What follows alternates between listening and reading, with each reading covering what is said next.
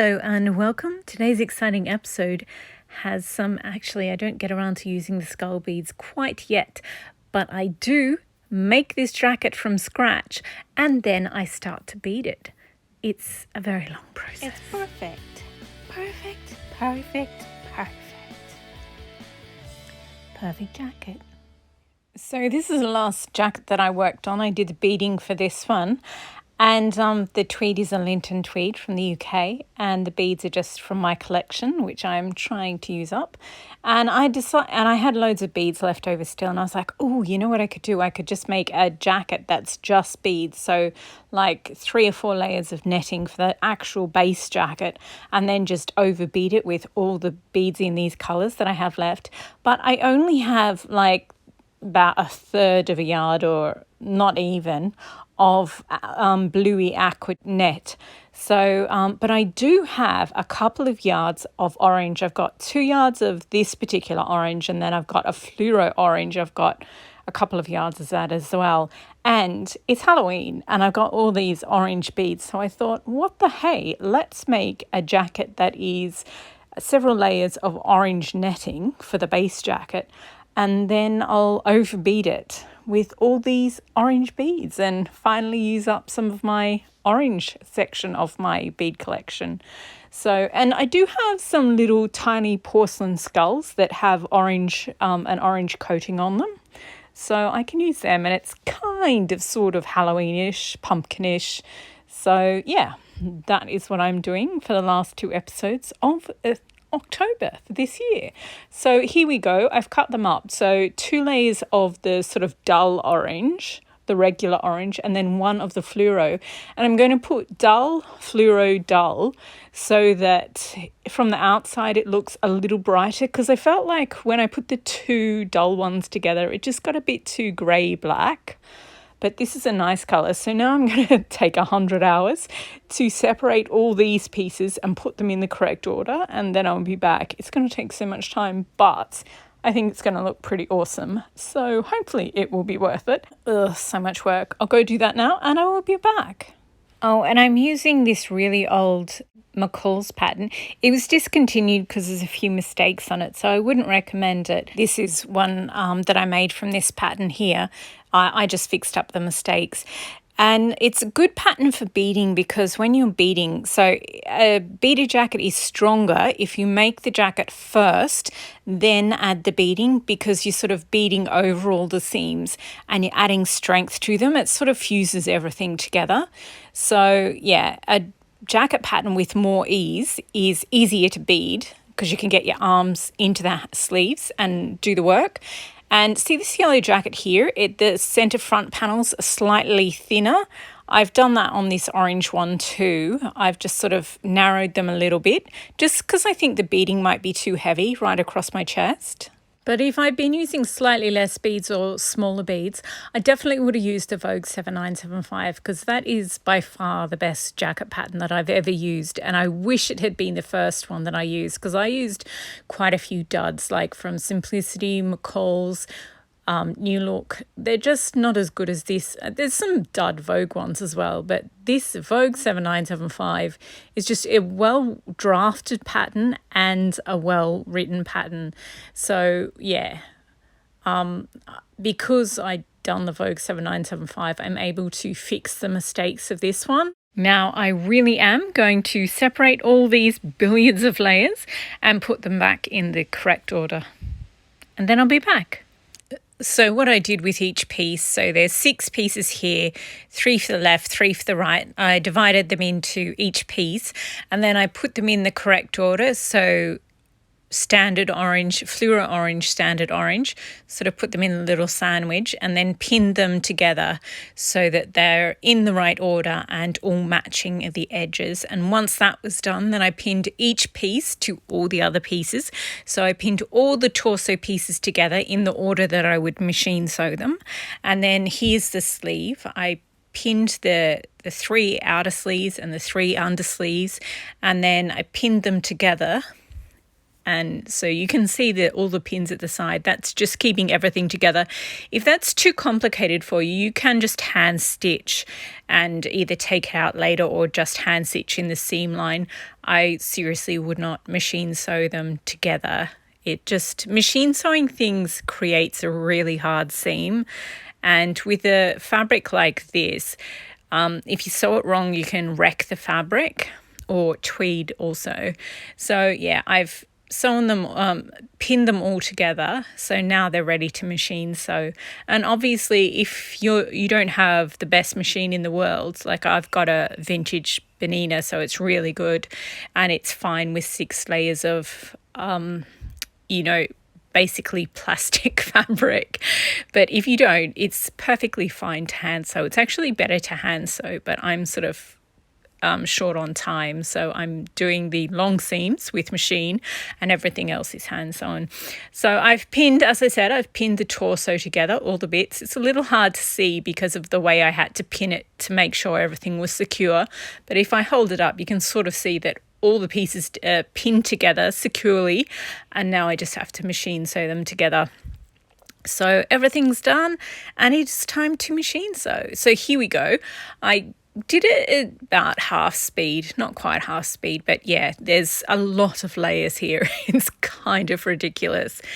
And yeah, so I machine sewed them all. And I did use white, sort of whitish grey thread so that you could actually see. But because I'm going to fold back the seam allowance, you won't actually see the thread. But I had to use one that you could actually see. Obviously, if you were doing it not to film, you would use orange. And now the next thing to do, now that the torso, obviously you turn it around and just check that there's no puckers or anything like that. If there is, just undo it and restitch it. Now that everything's fine on the torso, I just have to pin the 2 tops together. And because there's 6 layers again, like 3 and 3, you really just have to be really careful. So that's why I've used quite so many pins. And then I machine sewed them. So now there's actual armholes or sleeve holes, and there's shoulders. So now that that's done, it is time to pin back all the seam allowance on every seam and sort of just go around the whole of the torso, or the bodice if you want to call it that, and then also do the sleeves and pin them all back, and then you just have to hand sew them. I always get asked whether you can machine stitch your seam allowance down. No, please don't.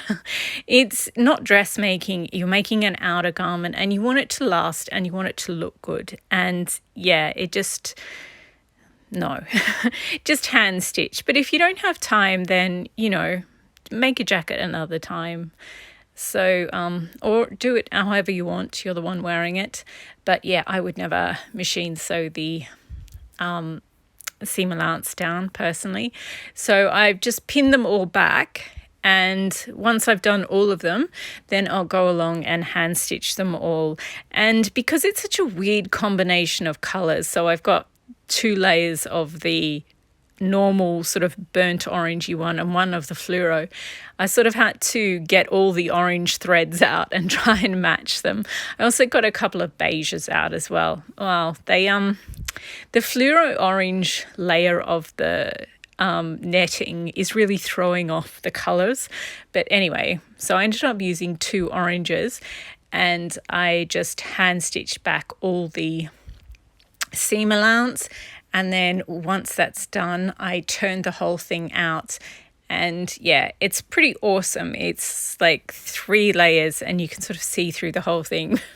It's awesome, but it's very difficult to film. So yeah, I carefully turned it out, and you can see, if you look closely, you can see all the hand stitching, but obviously I'm going to bead it over the top. So yeah, you won't see the orange on orange stitches. But I think it looks good, and I love the way you can see through it. Obviously, it is going to have silk lining, but I don't have any orange silk at the moment. So I think I'll make the outer jacket, finish the collar, then bead it, then I'll hand stitch in the lining at a later date, because beading this is going to take forever. So anyway, at this point so after I finish both sleeves, then I finish the torso of the jacket. So everything is, all the seam allowances are hand stitched back now. Now the next thing I normally do is the hem and the cuffs on the sleeves, because it's much easier to do it at this point. But because I'm going to bead it, you sort of do the beading, then you fold up the hem so that none of the inside threads can be seen, and it's all nice and neat at the bottom, at the hem and the cuffs. So I'm not going to do that at this point. This is so cool, the way that you can see through it. It's awesome. So now that the torso is all one piece and the sleeves are done, it is time to unite them. But before we do that, we have to reinforce the shoulders. So I wasn't sure, normally when I do this, when I'm making a tweed jacket, I use a contrasting colour so you can see what I'm doing.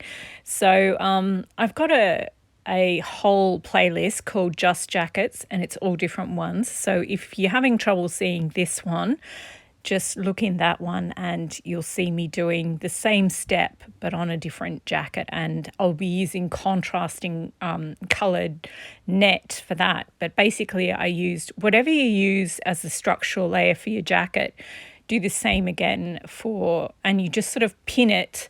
I use it when it's on, I turn the jacket inside out when it's on the mannequin, and then just pin the 3 layers over the shoulder. It's just, because I don't have shoulder pads in here, it just sort of smooths everything out. And it just looks better.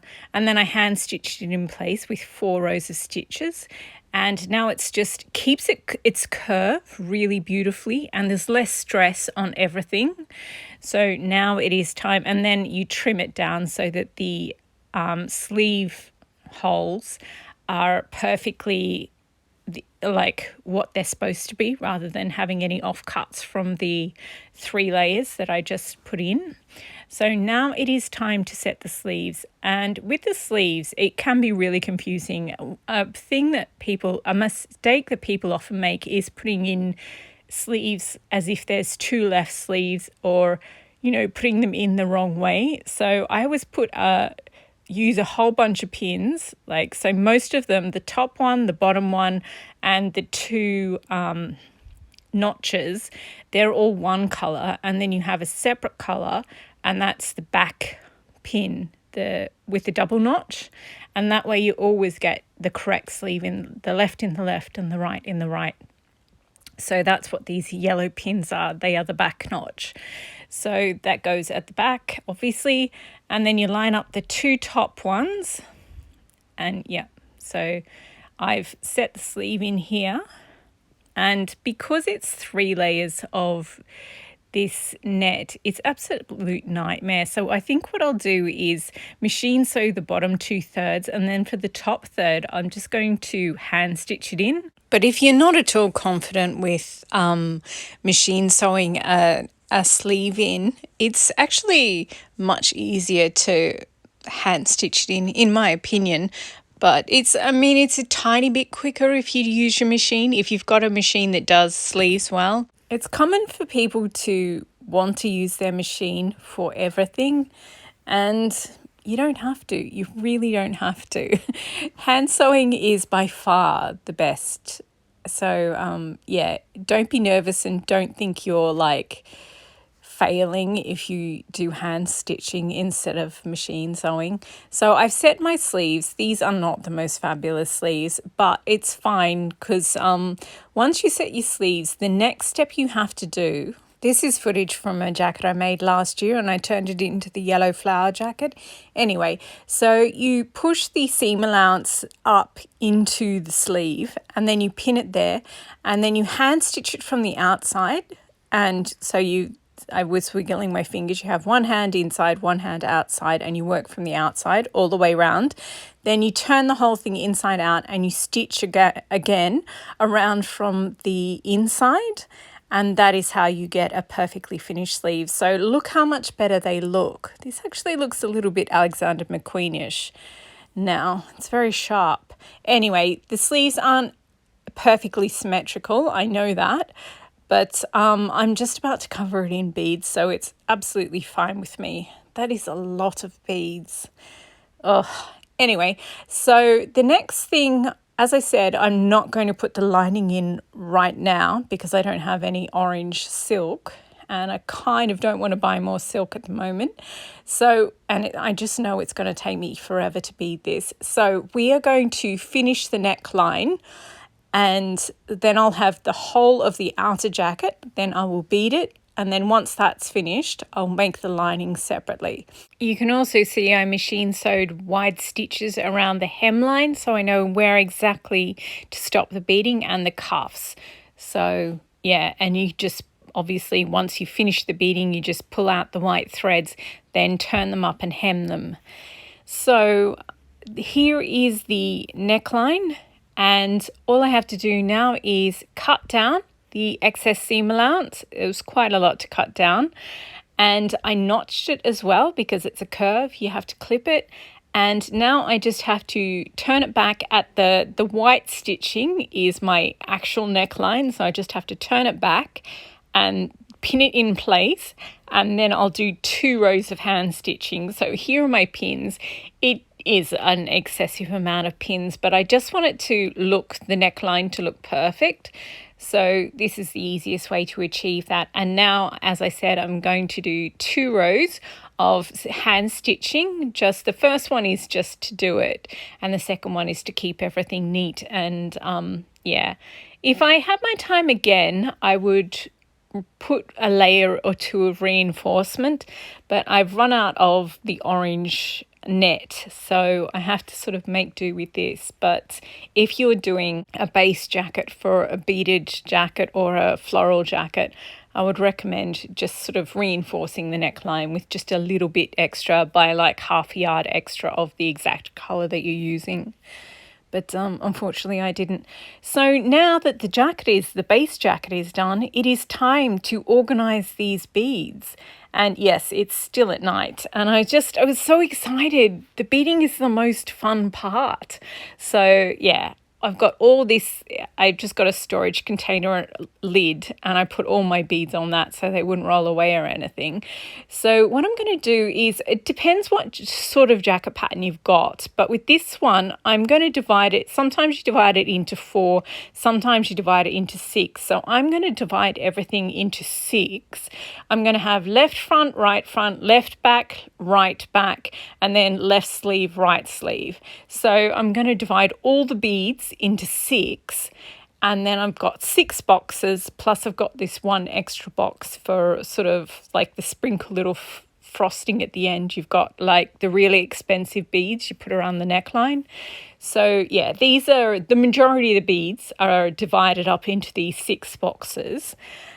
And then I've got some special beads just in another box, because yeah. And I've got these filler beads, so they're too big to sort of count out, too many of them to count out. And here we go. I'm starting on the back, because when you start, you either have to do a sample or start on a bit that isn't going to be seen as much as the rest of the jacket.